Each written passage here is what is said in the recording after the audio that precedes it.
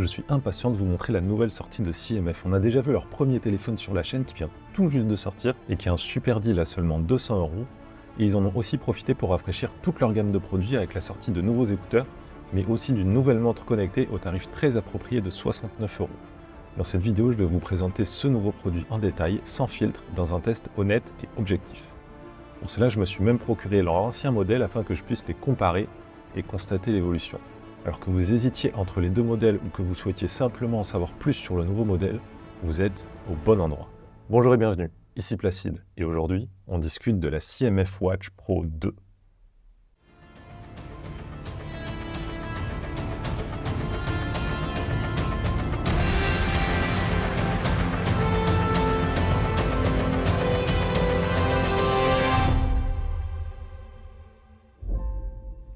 Tout d'abord, on remarque directement une évolution au niveau du design. La première génération était dotée d'un cadran rectangulaire au bord arrondi, alors que le nouveau modèle est totalement rond. On sent tout de suite que c'est un choix de design qui est beaucoup plus affirmé. La première génération, elle ressemblait beaucoup plus à toutes les autres smartwatches d'entrée de gamme qui imitent tout le style de l'Apple Watch. Et la CMF Watch Pro première du nom ne faisait donc pas exception. Avec cette nouvelle version, on a un produit au design beaucoup plus unique, beaucoup plus affirmé avec les écritures sur le cadran, une forme plus originale, un bouton latéral habillé d'un point rouge qui est vraiment caractéristique de la marque et qui apporte une vraie personnalité au produit et en fait un vrai design CMF by Nothing. Alors on passe d'un écran de 1,96 pouces à un écran de 1,32 pouces, ce qui est une valeur 30% plus petite. Ça peut paraître beaucoup de différence, mais c'est simplement dû au fait que l'écran est mesuré en diagonale. La diagonale d'un rectangle étant plus grande que celle d'un cercle, la mesure est bien différente.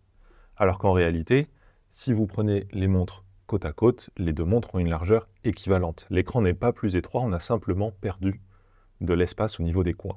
Point très positif, la face avant de ce nouveau modèle est amovible. Il est très facile de la changer et deux formes sont disponibles. La version anguleuse que j'ai dans les mains, mais aussi une version au bord arrondi. En plus de l'aspect personnalisation, il est très probable que ce cadre soit le premier élément à attraper des rayures et des chocs.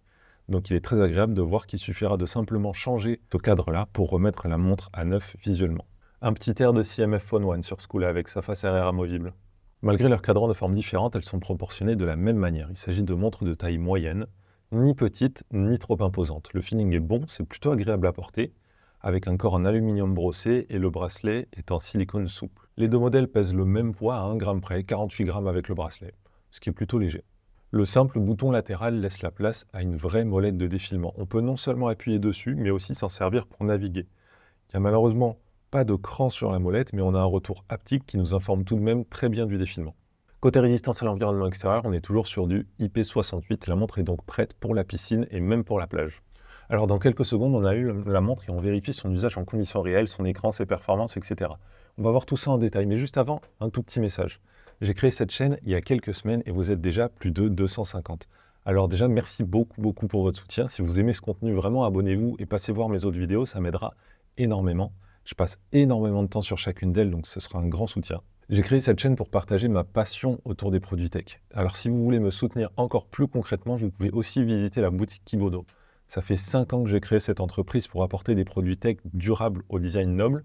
Et je compte bien auto-sponsoriser cette chaîne grâce à votre soutien sur la boutique Kibodo. Ainsi, je pourrai continuer à vous proposer des tests 100% transparents, 100% honnêtes, sans aucune pression des marques.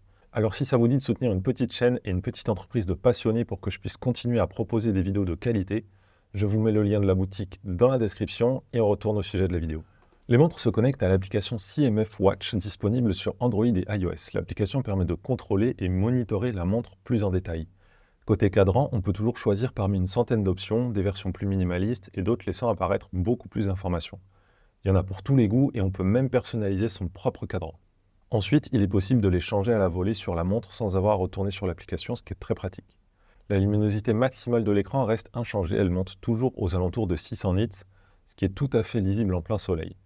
Mais nouveauté, ce nouveau modèle intègre désormais un capteur de luminosité. Il est donc possible de laisser la montre ajuster la luminosité automatiquement pour une bonne lisibilité en extérieur et aussi une économie d'énergie en intérieur.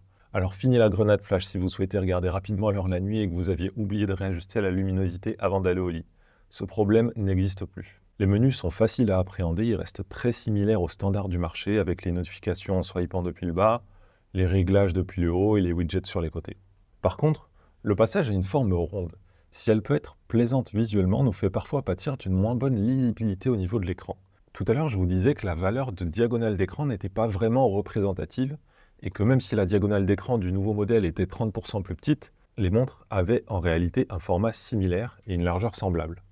Sauf qu'avec un format rond, cette affirmation ne fonctionne que lorsque l'information se situe au centre de l'écran. Tous les textes plus hauts et plus bas sont forcément tronqués. Si les écrans de nos téléphones sont tous rectangulaires, c'est pour une bonne raison. C'est la forme qui nous offre le plus d'espace et de lisibilité. Imaginez un smartphone à l'écran rond, vous manqueriez constamment une grande partie de l'information. Si on a un format rectangulaire, afficher un widget de forme ronde à l'intérieur ne pose pas de problème. Il n'utilisera simplement pas les coins, mais conservera sa dimension et sa pleine largeur. Mais à l'inverse, ajoutez un widget carré dans un format rond. Et alors là, vous serez obligé de le rétrécir en largeur pour l'y faire rentrer. Et on voit qu'ils n'ont pas réussi à résoudre totalement ce problème, puisque presque tous les widgets au sein de cette montre ronde sont au format carré. Au final, on se retrouve donc avec des carrés dans un format rond. Les widgets sont donc tous 30% plus petits que si la montre était au format carré. C'est géométrique, on ne peut pas s'en affranchir, mais au-delà d'un choix d'interface, c'est surtout un choix de design et de style. Une montre ronde affichera toujours moins d'informations qu'une montre rectangulaire. C'est comme ça. Alors c'est pas gravissime, et personnellement, je choisirais tout de même le format rond, parce que c'est une question de style. Mais c'est peut-être un élément à prendre en compte pour les personnes qui ont une vue moyenne. Côté capteur à l'arrière, même chose pour les deux modèles. Sur les fonctions de base, on a un capteur de fréquence cardiaque et un capteur de taux de saturation d'oxygène dans le sang. En pratique, ça sert à monitorer la fréquence cardiaque, le sommeil, le stress, etc. Les deux modèles sont dotés d'un GPS intégré, d'une fonction pour faire sonner son téléphone au besoin et du monitoring des cycles de sommeil. On peut passer des appels avec ces montres. Si votre téléphone est dans votre poche en Bluetooth, la Watch Pro 2 peut désormais ajouter jusqu'à 30 contacts directement sur la montre et aussi prendre n'importe quel appel entrant. Le son est très correct et le micro est doté de réduction de bruit intelligente pour masquer les bruits environnants. Bon, tout ça c'était commun aux deux montres, mais fonctionnalité totalement nouvelle cette fois-ci, le nouveau modèle est capable de monitorer les cycles menstruels. Vous pouvez configurer une période menstruelle de 7 jours et une fois configurée, l'application affichera automatiquement les périodes menstruelles, les périodes de prédiction, les jours d'ovulation et les périodes de fertilité. Comme toute bonne smartwatch, ces montres vous proposent de mesurer vos performances à l'entraînement. La Watch Pro 2 est dotée de 120 modes différents, alors vous trouverez forcément votre bonheur, même si votre truc c'est le cerf-volant ou le hula hoop. Bon, en réalité, pas d'inquiétude, la montre a un mode pour détecter automatiquement l'activité. Alors à moins que vous ayez besoin d'une mesure précise pour de la course, par exemple, ou pour un sport spécifique que vous faites régulièrement, vous pouvez laisser en automatique, elle déclenchera une séance dès qu'elle détectera votre effort, et elle réglera automatiquement le type d'activité que vous êtes en train de faire. Afin de vérifier leur fiabilité, j'ai testé les deux modèles sur une courte séance de sport, une à chaque poignet. On se met en mode CrossFit et on part pour 12 minutes intensives de mouvements d'haltérophilie et de gym. Les informations remontées par les deux modèles sont quasi identiques, donc c'est plutôt rassurant pour leur fiabilité. Même si, bon, pour le coup, je vous déconseille de prendre pour argent comptant les informations affichées, notamment au niveau des calories brûlées. Servez-vous plutôt de ces informations comme des guides pour noter vos séances et voir vos progrès, mais certainement pas comme des valeurs absolues. Petit point noir, les bracelets en silicone sont très confortables au quotidien, mais pas du tout respirants en usage sportif. Avec la chaleur, j'ai énormément transpiré et mes poignets étaient un peu étouffés. Mais bonne nouvelle, les bracelets de largeur 22 mm sont en format standard, très facile à changer et compatible avec tous les bracelets de montre universels du marché. Vous pourrez donc vous procurer très facilement et pour pas cher un bracelet en cuir pour la ville ou en tissu pour le sport. J'ai fait quelques recherches et je vous ai sélectionné 2 bracelets compatibles sur Amazon où vous trouverez les liens en description de cette vidéo. Les montres étaient respectivement à 81 et 100% de batterie avant de commencer et elles n'ont pas perdu un seul pourcent au cours de l'effort. L'ancien modèle était annoncé à 13 jours d'usage normal et le nouveau modèle seulement 11 jours.